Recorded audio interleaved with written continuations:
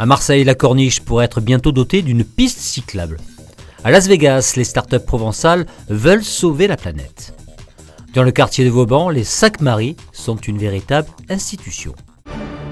Des pistes cyclables sur la Corniche. C'est en tout cas le scénario qui semble se dessiner. Si d'importants travaux de rénovation sont actuellement en cours, une requalification de l'axe pourrait être envisagée. Une piste cyclable serait fortement appréciée ici sur la Corniche. La mairie des 1-7 soutient ce projet. Je sais qu'il a été entendu par la présidente de la métropole, Martine Vassal, et j'espère qu'elle pourra en faire une annonce concrète dans les prochaines semaines. Les travaux de soutènement de la promenade devraient durer 4 hivers, la Corniche étant rendue dès le printemps et pour tout l'été aux promeneurs et joggeurs. Les modes de déplacement pourraient, eux, être reconsidérés. Ces travaux d'encorbellement vont permettre aussi de pouvoir repenser la Corniche dans son ensemble, et donc il y aura des projets aussi d'embellissement de la Corniche, de lui donner un meilleur fonctionnement, et du coup le vélo pourra prendre toute sa place. Mais ça veut dire aussi qu'à titre expérimental, il peut se passer des choses bien avant 4 ans. Les automobilistes sont ainsi prévenus, ils devraient sous peu partager la Corniche avec la petite reine. Protéger les abeilles, se débarrasser des moustiques sans insecticides ou encore détecter instantanément les fuites et le gaspillage d'eau. À Las Vegas, les startups provençales jouent plus que jamais la carte du développement durable. Les abeilles sont malades de nos jours. On en perd 50 à 80% par an suivant les zones du monde. Et la France, par exemple, en perd à peu près la moitié chaque année. Beelive propose une solution d'habitat adapté à la vie de l'abeille par rapport à ce changement climatique, avec une ruche isolée, sans entretien, sans peinture, qui est très durable au sens de la durée de vie dans les années, et un système actif au-dessus solaire qui va nous permettre en fait de traiter ce parasite des abeilles, le varroa, de manière thermique. C'est une thermothérapie avec de la chaleur qui vient du soleil.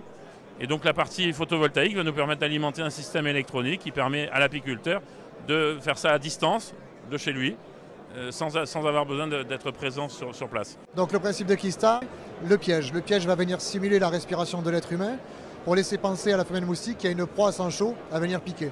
On va exhaler du CO2 et différentes molécules que l'être humain produit naturellement. Et lorsque la femelle moustique est à proximité du piège, on l'aspire. On l'empêche de pondre ses 200 œufs toutes les 48 heures et on fait chuter le nombre de piqûres de 88% sur un rayon de 60 mètres. La boîte du haut simule la respiration humaine. La partie inférieure, elle, va servir pour aspirer la femelle moustique. La première housse qu'on avait inventée protège les compteurs jusqu'à moins 24 et on a fait évoluer une housse connectée qui a une technologie embarquée, donc sous forme de capteur, qui va permettre, en installant la housse, de pouvoir détecter la fuite d'eau sur les compteurs. Grâce à ces capteurs, dès qu'il y a une fuite sur un compteur, les capteurs vont transmettre l'alerte fuite sur notre centre de gestion pour changer le compteur. Et ensuite, il y a aussi un autre capteur qui va permettre de détecter les fuites d'eau dans les maisons, dans les habitations. Grâce à cette housse, on va détecter les fuites d'eau dans toutes les maisons et surtout faire intervenir les professionnels dans les 48 heures. Comme tous les matins, Elisabeth Marie s'installe à son atelier pour y piquer le cuir. Son métier, artisane maroquinière, c'est sa grand-mère qui le lui a appris. Il y a tout juste 40 ans, en 1978, cette dernière installait ses aiguilles et sa machine à coudre rue du Fort Sanctuaire, sous la protection de la Bonne Mère. Grand bien lui en a pris, puisque le succès a été fulgurant.